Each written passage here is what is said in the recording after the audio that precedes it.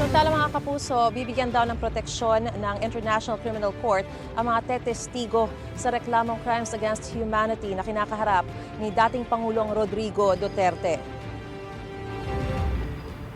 Batay sa website ng ICC, para ito sa lahat ng testigo, depensa man o prosekusyon.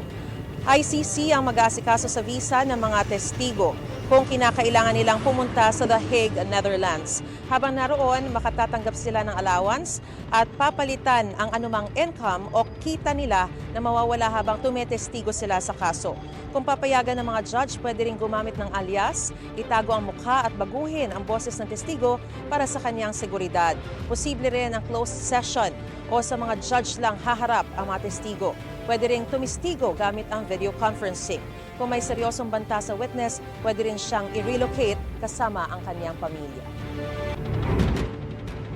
Gusto mo bang mauna sa mga balita?